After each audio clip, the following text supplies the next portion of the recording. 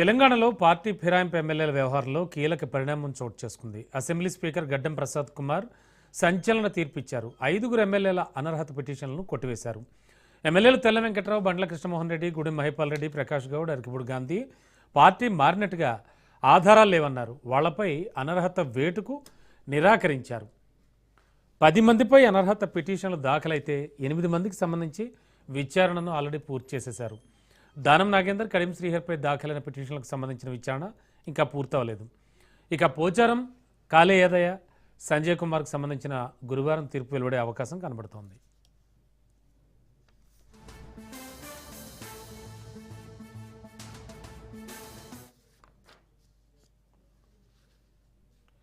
ప్రజా తీర్పును కాదని తెలంగాణ అసెంబ్లీ ఎన్నికల తర్వాత బీఆర్ఎస్ నుంచి గెలిచిన 10 మంది ఎమ్మెల్యేలు కాంగ్రెస్ కండువా కప్పుకున్నారు.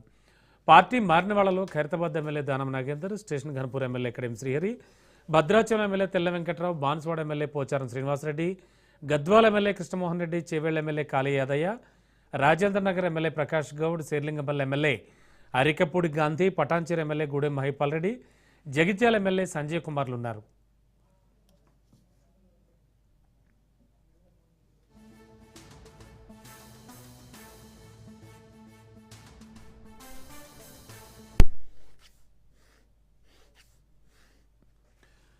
ఇక జంపు జిల్లానీలపై అనర్హత వేటు వేయాలని గులాబీ దళం పోరుబాటు పట్టింది. బీఆర్ఎస్ ఎమ్మెల్యేలు పాడి కౌశిక్ రెడ్డి, కేపీ వివేకానంద సుప్రీంకోర్టును సైతం ఆశ్రయించారు. రేట్ పిటిషన్లపై 2025 జూలై 31న justice BR Gavai, justice AG Masih ధర్మాసనం కీలక ఉత్తర్వులు అయితే ఇచ్చింది. 2025 అక్టోబర్ 31లోపు ఫిరాయింపు ఎమ్మెల్యేలపై నిర్ణయం తీసుకోవాలంటూ తెలంగాణ స్పీకర్ను ఆదేశించింది సుప్రీంకోర్టు. అయితే సర్వోన్నత న్యాయస్థానం ఆదేశించి 3 నెలలు పూర్తయినా ఎక్కడ వేసిన గొంగడ అక్కడే అన్న సందంగా మారింది కేసు విచారణ. దీంతో మరోసారి సుప్రీంకోర్టును ఆశ్రయించింది గులాబీ దళం. ఏకంగా సభాపతిపై కోర్టు ధిక్కార చర్యలు తీసుకోవాలని బీఆర్ఎస్ వర్కింగ్ ప్రెసిడెంట్ కేటీఆర్ కోరారు.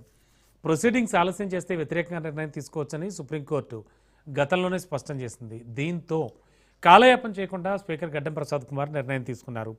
సుప్రీంకోర్టు ఆదేశాల మేరకు డిసెంబర్ 19లోపు ఈ ప్రక్రియను పూర్తి చేయాల్సి ఉంది.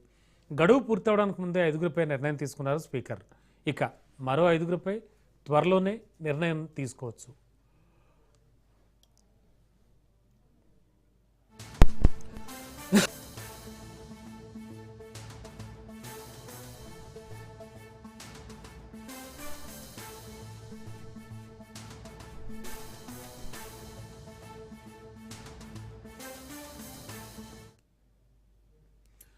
జూబ్లీహిల్స్ కంటోన్మెంట్ మాదిరిగానే బైపోల్ ఎక్కడ జరిగినా సేమ్ ఫలితాలు రిపీట్ అవుతాయంటోంది హస్తం.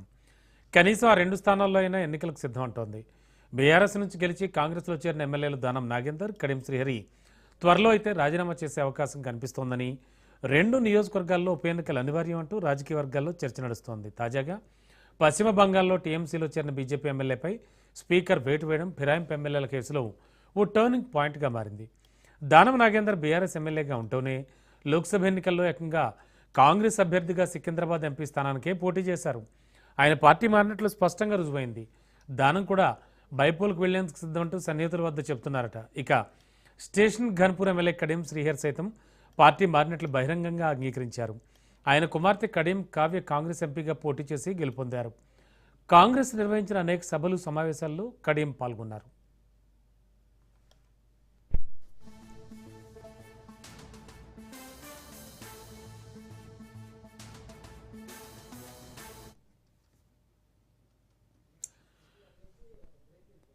మరోవైపు సభాపతి నిర్ణయం రాజ్యాంగ విరుద్ధం అంటోంది బీఆర్ఎస్. సుప్రీం తీర్పుకు విరుద్ధంగా స్పీకర్ నిర్ణయం ఉందంటోంది.